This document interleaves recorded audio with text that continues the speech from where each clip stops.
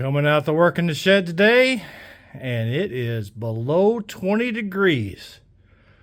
Let's get some fires going in here. There she goes. Get that going. But to speed things up, we get the kerosene heater going a little bit, break it down faster. So let's get that temperature up. My hands are cold. So this is the rear rack that used to be in the back of the Polaris. And as you can tell by the broken one right there, it's also been crashed right here, busted open, put together there. The whole back side of here snapped off. This happened whenever I flipped the Polaris over, rolled it over on its side, and it snapped. Of course, it was cold, so PVC gets brittle. And yeah, so it broke.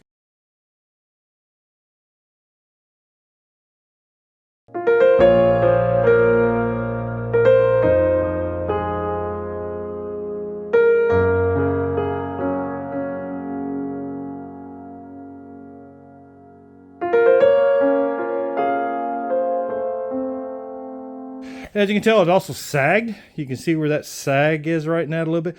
And that's with nothing on it. And normally I have an axe and a shovel mounted on a holder there. As you can see, these holders here. Usually I put the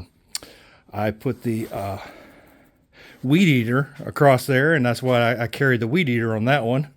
So I just decided, well, it worked. I liked it a lot, except I didn't like this bar because that one was in the way of trying to get stuff into the back of the Polaris. So I thought, well, let's just make a new one. Let's make it permanent in the way we want it. So this is what I came up with.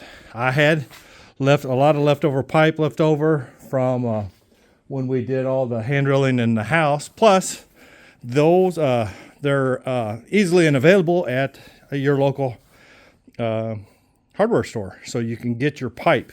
I'll give a list of what length each one of the pipes are. All of them are standard lengths except for this long one across the back. That one is an odd size, a non-stock size. And this one right here is an odd size also, because you have to go by what these poles, because they sit down in the holes that are on the dump bed of the Polaris outside. So I can't change that. So it has to be from here to here, and it has to be the width of the Polaris. So that makes this an odd size, and it makes this one an odd size. You can use longer pieces, like you could put a longer piece here to push this one out just a little bit further to get this one out. So you got some play here.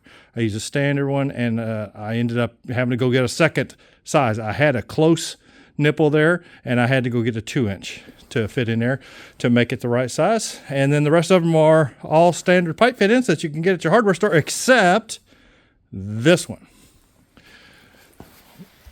This one right here actually is a threaded coupling when you buy it. I have it threaded in on this side. This side is not threaded though. This side is socket fit. It just slides in. The reason behind that is, if you've ever put anything together that's threaded, you can thread this T onto this pipe. You can thread that pipe into that T. You can thread that elbow. You can thread that. You can thread that T and point it that way.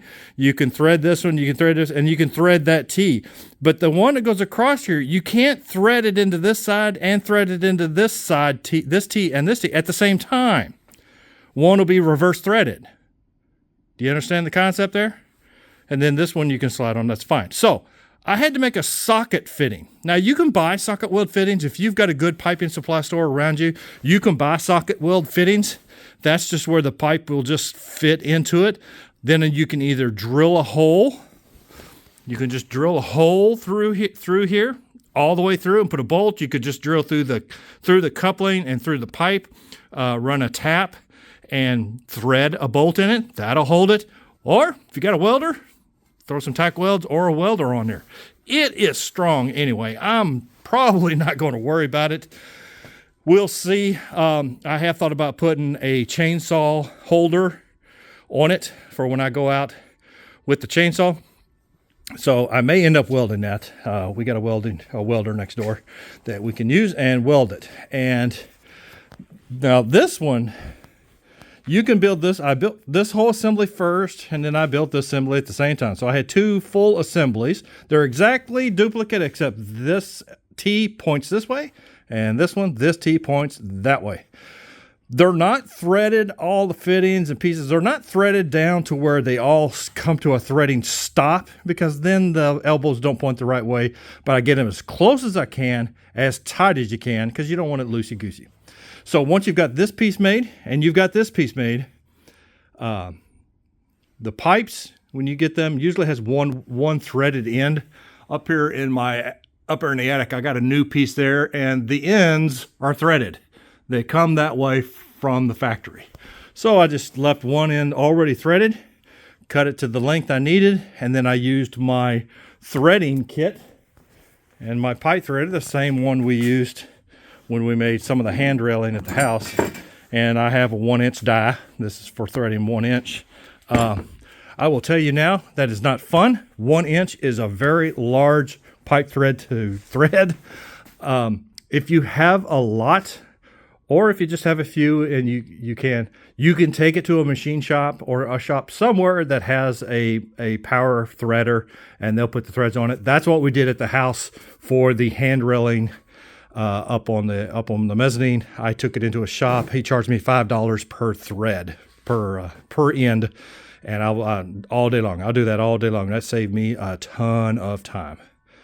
But yeah, so the only kicker is you have to get a socket weld fitting here, or do like I did. Let me show you how I did it. So like I said, when you buy the pipes, they come with threaded ends. There's one of them up there, and it already has a coupling on it. Each one comes with a coupling. So here's one that comes. I had a bunch of them because I bought a bunch of pipes. See, the threads are in the inside. Well, you can't just slide a pipe into that because they hit the threads, obviously.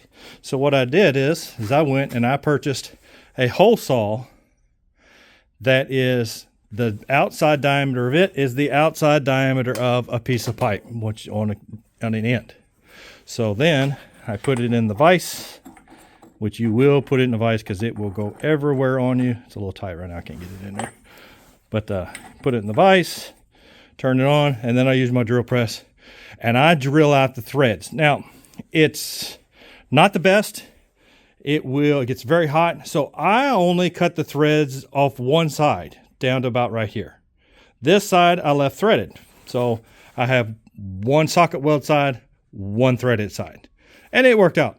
So that's all I needed. It's nothing extravagant. I'm not doing industrial piping. And actually a socket weld fitting, from what I saw on Amazon and everything, was very expensive. They wanted like $10 a piece for these, and you can get these at Home Depot, Menards, wherever, for like $1.50. So I've got the tools that I can do it with, so I did it, and I know I can do it now, and I've got the tools to do it, and the hole saw to cut the threads out. I am using 1-inch pipe because that's what I had. You could go smaller pipe. This is kind of overkill, but I also do put, like I said on my old ones, I carry tools. So, and on this one, I only have one crossbar. Now, I will put the crossbar part on there that holds either my shovel or my axe. A shovel is in case you get stuck in the mud or the dirt or the snow. I like having an axe in case I have a tree that's down across a path and I need to cut the tree off. And like I said, usually I had the other one that was down low. I haven't decided if I'm going to put the one on this side and all the way over here to use for the weed eater. This is my double. That's what I had on here before. I had one of them had an axe, one of them had a shovel, but unfortunately, whenever it crashed, one of them broke. So I might just order some new of these because I like having both of them. So, yep, that's what I'm up here doing. Fire's going good over in the corner there. Putting a new motor on my drill press. The capacitor blew out of my old motor, so I bought me a new motor. So yeah, spend a cold Saturday up in the shed, just doing the things. So Y'all take it easy out there. I'll show you a clip of what it looks like when I'm done. Well, all right. So today I went ahead and mounted, as you can see, mounted the two, even though that one is broken. I'll just order another one. One is going to be for the axe and one will be for a shovel. I mounted my knife on the side here so that I can get through the brush and just cutting. I use that more than anything. That thing is constantly coming in and out of the ATV to cut vines, to cut stickers and stuff that overhang the trails. So you know, everyone needs to have one of those in their ATV when they're out in the woods. And I went ahead and mounted the single down here. I just drilled that one through, and because I do use that one for hauling the weed eater around, and it fits perfectly in there. And it does stick out. I have to watch, make sure I don't brush any trees, but it fits. Let me take it outside. Let's put it on the ATV and see what she looks like. All right, there she is. Mounted in the back. Already got my shovel mounted on there. Can't put the axe on it because it doesn't have a two.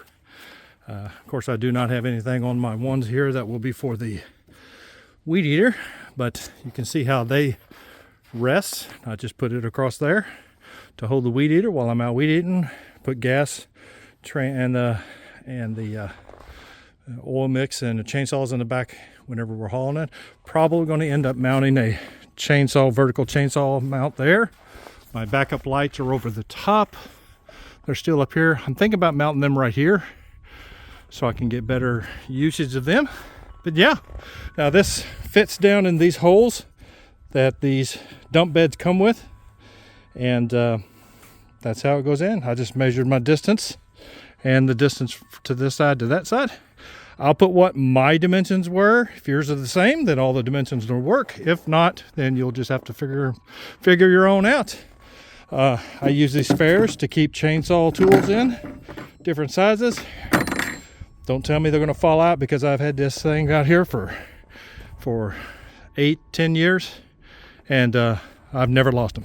Never lost one. I even keep pins over here, tractor pins for my hauling and trailers, different size pins, and of course my machete, which is always on the driver's side, which that is my number one used item. So got it zip tied on her. It's just zip tied, nothing fancy.